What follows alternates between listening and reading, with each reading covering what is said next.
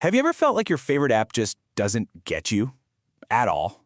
Well, we're going to dive into a really fascinating research paper today called Personas Within Parameters that's looking at a new way to fix that exact problem.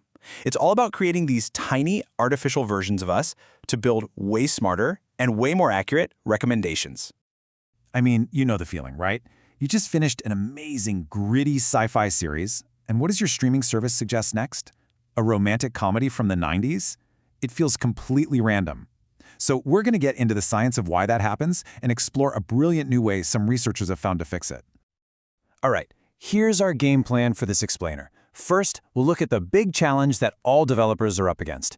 Then, we'll see why just throwing a giant AI at the problem doesn't really work. After that, we'll get into the paper's super clever solution, unpack the secret sauce they call personas within parameters, and finally, we'll see what it all means for you and me. Okay, so let's start with the core problem. Imagine you work at a streaming company and you've just built a brand new recommendation algorithm. How do you know if it's any good? I mean, you can't just unleash it on millions of people and cross your fingers. That's a recipe for disaster. You've got to find a way to test it safely first.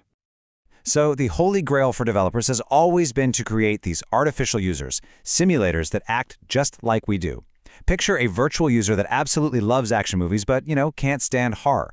You could test your new ideas on that simulator thousands of times a day without ever annoying a real person. But as this paper points out, trying to simulate our complex, sometimes totally contradictory human behavior, that's the real challenge. So the first logical thought was, hey, let's use the biggest tool we have. And right now, that's these massive general-purpose AIs.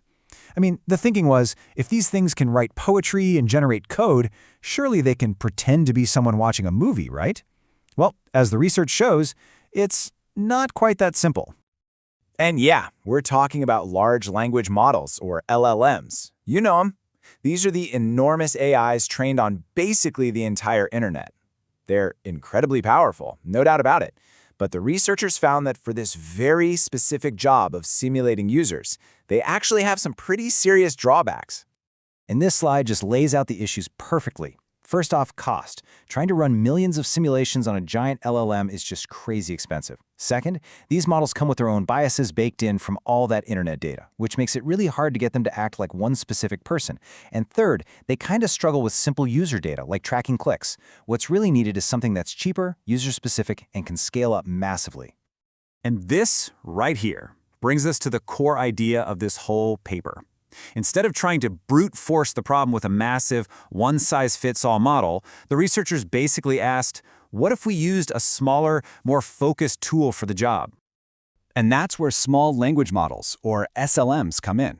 They're pretty much what they sound like: leaner, meaner, more efficient versions of LLMs. They don't know everything about everything, but you can train them to be an absolute expert at one particular thing, like, say, simulating a user. Their method is this really smart three-step process. First, they use the big, expensive LLM for what it's actually good at, summarizing a user's entire history into a simple text profile. Then, they take that summary and feed it into the much cheaper, much more efficient SLM.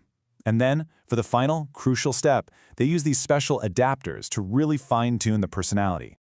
This is the absolute heart of the paper, and it's right there in the title. How do you give these small models all these different, distinct personalities without having to build and retrain a whole new model for every single user? Because that would completely defeat the purpose.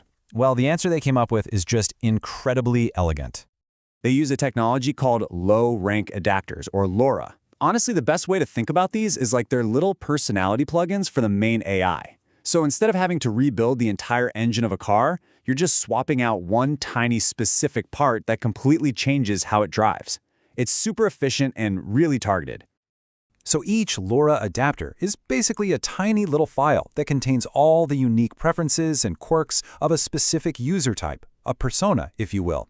This means you can have one base LLM and then just plug in thousands of different LoRA files to make it act like thousands of totally different people. And the benefits here are just huge. You can create a sci-fi fan persona, a documentary lover persona, you name it. And these adapters can be trained incredibly fast and super cheap. It hits that perfect balance between performance and scale. All of a sudden, simulating millions of diverse users actually becomes practical.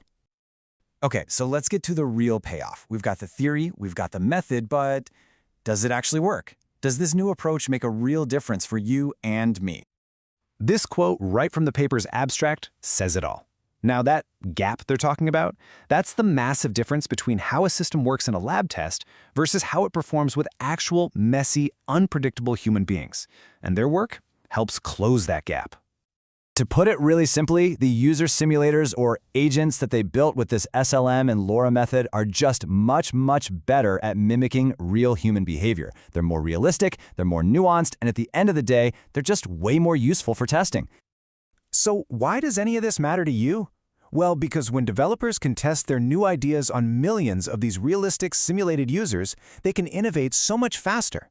They can figure out what works and what doesn't without ever using us as guinea pigs. And the end result is that the recommendations you get become genuinely better, more accurate, and a whole lot more helpful.